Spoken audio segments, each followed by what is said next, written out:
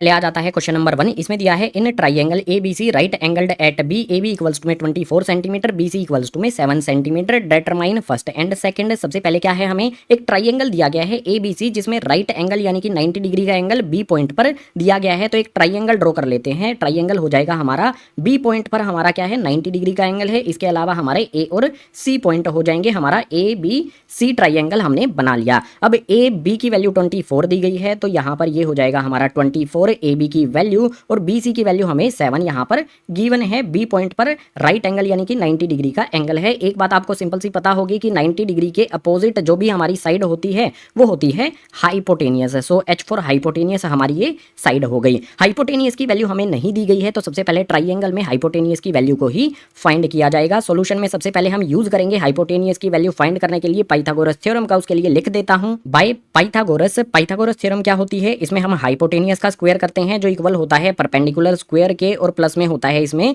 Base का square. यहाँ पर जो भी हमारी एक साइड है वो परपेंडिकुलर होती है, दूसरी साइड बेस हो जाती है। ठीक है, किसी को भी बेस और परपेंडिकुलर हम इन दोनों साइड्स में से मान सकते हैं। अब हाइपोटेनियस का स्क्वायर हमें फाइंड करना है। हाइपोटेनियस फाइंड करनी है तो हाइपोटेनियस का square as it is perpendicular हम 24 को ले लेते हैं। तो परपेंडिकुलर जो भी हमारा यहाँ पर पी है इसकी जगह पर पुट कर देते हैं 24। यहाँ पर पी का स्क्वायर है तो इसका भी स्क्वायर हो जाएगा। इसके बाद प्लस का साइन लगाकर बेस हम मान लेते हैं 7 होगा। तो जो भी हमारा यहाँ पर बी है इसकी वैल्यू पुट कर देते हैं यहाँ पर 7। बी का स्क्वायर है तो इसका भी स्क्वायर। अब इसको सोल्व कर लेंगे। हाइपोटेनियस का स्क्वायर इक्वल्स टू में 24 का स्क्वायर कितना होता है 576। उसके बाद प्लस में जो भी हमारा यहाँ पर 7 का स्क्वायर है ये हो जाता है 49 है। आगे सोल्व करेंगे। हाइपोटेनियस का स्क्वायर इक्वल हो जाएगा हमारा, इन दोनों को ऐड कर देंगे 576 प्लस में 49 है ये हो जाता है 625 है। अब एक सिंपल सी बात हमें बताओ, हमें क्या फाइंड करना है, हाइपोटेनियस फाइंड करना है। यहाँ पर हाइपोटेनियस स्क्वायर मिल रहा है, इस स्क्वायर को हमें हटाना होगा। स्क्वायर हटाने का सबसे अच्छा तरीका होता है रूट लगा दो। अगर यहाँ पर हमने रूट लगाया है तो इस तरफ भी हमें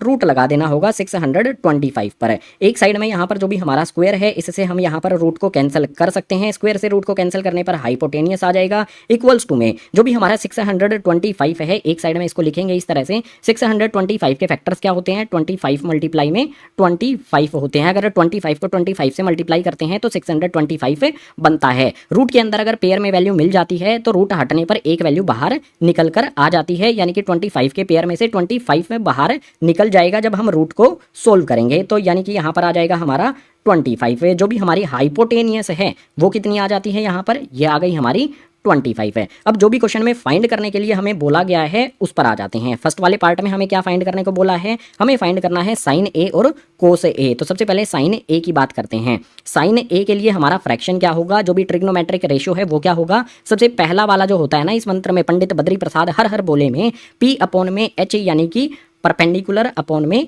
हाइपोटेनियस होता है। अब परपेंडिकुलर क्या होगा और हाइपोटेनियस क्या होगा ये ध्यान से समझना। एंगल ए की यहाँ पर बात की जा रही है तो सबसे पहले एंगल ए कहाँ पर है हमारा, एंगल ए यहाँ पर हमारा हो गया। एंगल ए के अपोजिट में जो भी हमारी साइड होगी उसको हम परपेंडिकुलर कहेंगे। एंगल ए के अपोजिट में हमारी साइड है यहाँ पर जो भी ये हमारी परपेंडिकुलर हो जाएगी और एंगल ए के साथ वाली जो साइड है ये हमारी बेस होती है। इस बात को आपने ध्यान रखना है। जो भी एंगल हमें दिया गया हो ना उसके अकॉर्डिंग बेस और परपेंडिकुलर हमें डिसाइड करना होता है, जैसा हमने यहाँ पर किया है।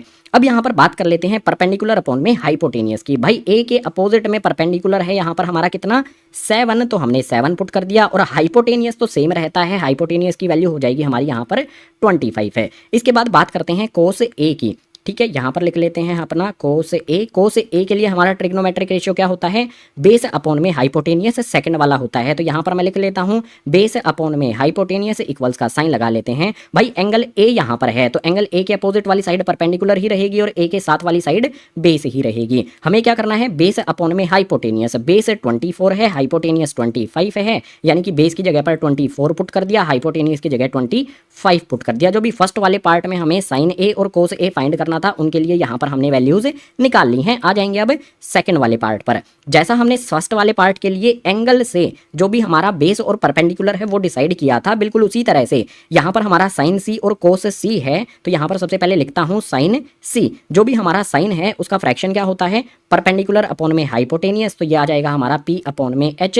अब हम मुझे एंगल के अकॉर्डिंग मेरी परपेंडिकुलर और बेस डिसाइड करना है। तो जो भी यहाँ पर एंगल ए के अकॉर्डिंग हमारा परपेंडिकुलर बेस था वो अब हट जाएगा वो चेंज हो जाएगा। जो भी हमारा एंगल यहाँ पर सी बोला गया है, एंगल सी है हमारा, तो इसे एंगल सी को हमें देखना है। एंगल सी यहाँ पर मेरा है, एंगल सी के अपोजिट वाली जो साइड है ये तो हो जाएगी परपेंडिकुलर, एंगल सी के साथ वाली साइड हो जाएगी मेरी बेस। हमेशा अपोजिट साइड परपेंडिकुलर होती है और साथ वाली साइड होती है बेस। तो यहाँ पर परपेंडिकुलर अपॉन में हाइपोटेनियस मुझे रखना है, परपेंडिकुलर 24 है, हाइपोटेनियस 25 है, ये फ्रैक्शन हो जाएगा मेरा 24 अपॉन में 25 है। इसके बाद नेक्स्ट मुझे फाइंड करना है कोस सी, तो यहाँ पर मैं लिख लेता हूँ कोस सी इक्वल्स टू में, कोस के लिए हमारा बी अपॉन में एच होता है, तो यहाँ पर लिख लेता हूँ बी अपॉन में एच।